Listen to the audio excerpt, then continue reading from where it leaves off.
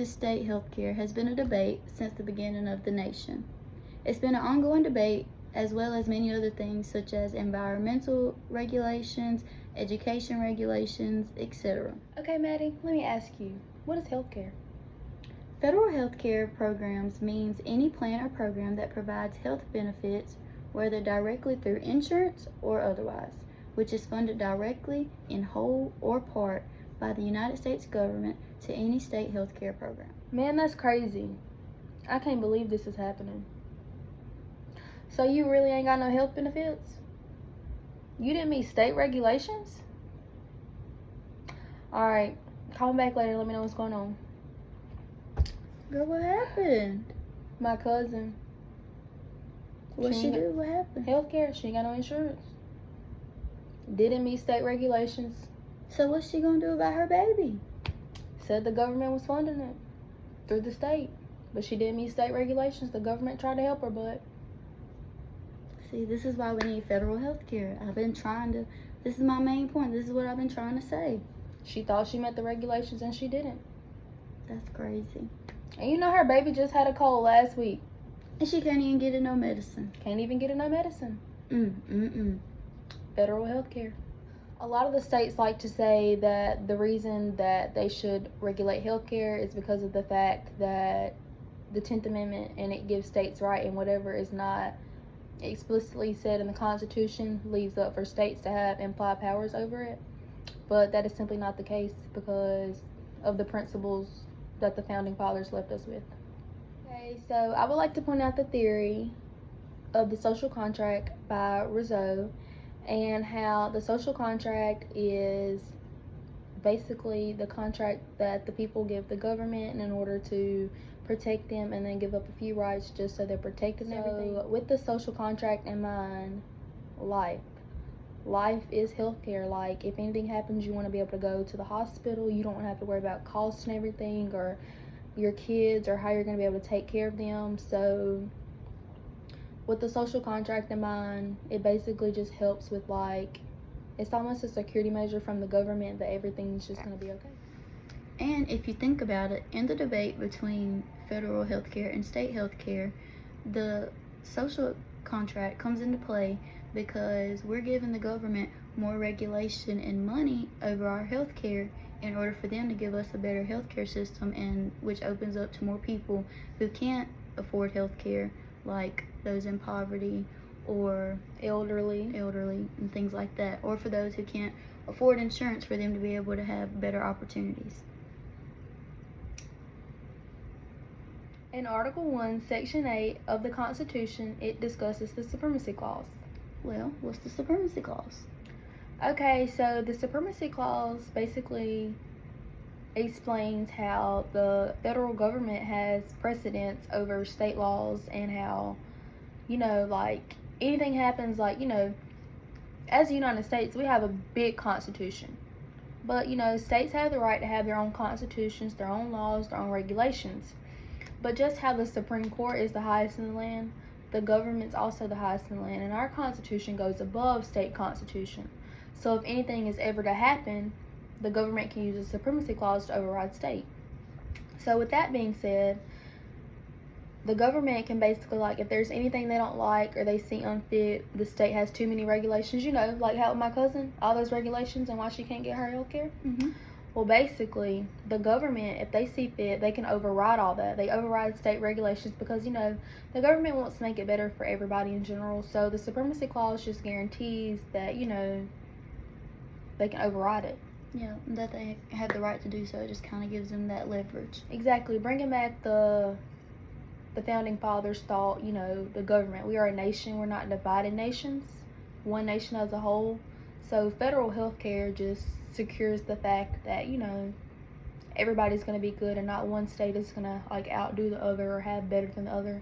Everybody can be, like, on the same. Or not one social class has better health care than the other, and more opportunities. Right. Especially if we're a nation built on equality. And to go along with that, in the Constitution also, there's the Necessary and Proper Clause. Tell me more about that. I'm not sure I understand. Well, the Necessary and Proper Clause gives Congress the right to pass laws, special laws, that will help the nation, that they feel like would be necessary and proper to, As in the name. yeah, Okay, as in the okay. name, to help the nation. Like, if it betters the nation, then they think that they can use that, then they have the right to do so. Okay, so you're telling me that the necessary and proper clause ensures that the government can pass special laws, as you said, in order to help the people. Mm-hmm.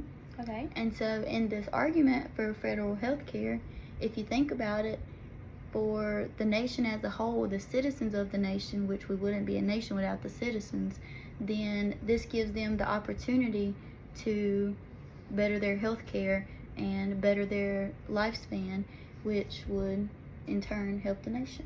And you know, going back to this, it just reminds me of the Constitution and how the 13 colonies wanted to get rid of the king or whatever. Mm-hmm.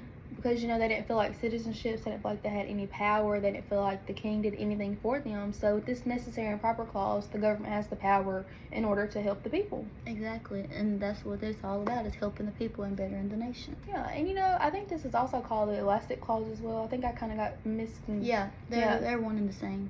To put this in a more modern perspective, 3 things that federal health care would do would be to lower costs for health care, prevent medical bankruptcy, which is a big hindrance to a majority of the nation, and it would also increase the lifespan and overall health of the people of the nation. And and I mean, us speaking people of the nation, why wouldn't we want to increase our lifespan? You know? Yeah, exactly. Actually, a study in June of 2022 during COVID, like right after COVID, because you know we got all that money and stuff. There was a study that showed that we would have saved $105.6 billion if we would have had a single payer healthcare. Mm-hmm. And then in addition to that, not only would federal health care save 68,000 lives a year, but it would also add almost 2 years to the average lifespan. And you know, thinking back to what you said about the COVID years and everything and all the money and everything, who do we always hear from about COVID? The CDC. Exactly. Federal health care. I mean, the government. They were always giving us the guidelines, the symptoms, everything we needed. The masks, everything. And at the end of the day, everything comes from the CDC when you really think about it. So why wouldn't we already give it to them? And I mean, who can you really trust and rely on more than the federal government? Exactly. I mean, they gave us guidelines, regulations. They gave us ways to, you know. And I mean, hey, even when we were cooped in at home, they sent us some money. Exactly. They were just trying to help. Because we are citizens of the United States. We are one. Yep. And then, like your cousin, you know, they say every 1 in 10 people don't have insurance or can't afford insurance. So this would give them the opportunity to do so. And this would help them. How poverty and poor people. Exactly. And a bunch of people become in poverty or poor or whatever. In need because of medical debt. 20% of the population in the United States has medical debt, which would greatly, like, having federal health care would greatly suppress that. And people complaining about student loans. Right. That's crazy. States are worried about taxes and everything, the government taxes. I mean, like, because it would be a huge tax increase. Yeah. And, like, the cost of things would go up. But you know, government is also over commerce and then revenue, and then the government gives grants and everything. Categorical grants, block grants for all this funding and everything. Exactly. So if they're already giving all this money, then why shouldn't they be able to regulate it and do what they want with it? I mean, exactly. I mean, not saying that you need to cut out the states, because they do have a voice, and I mean, it is their citizens as well.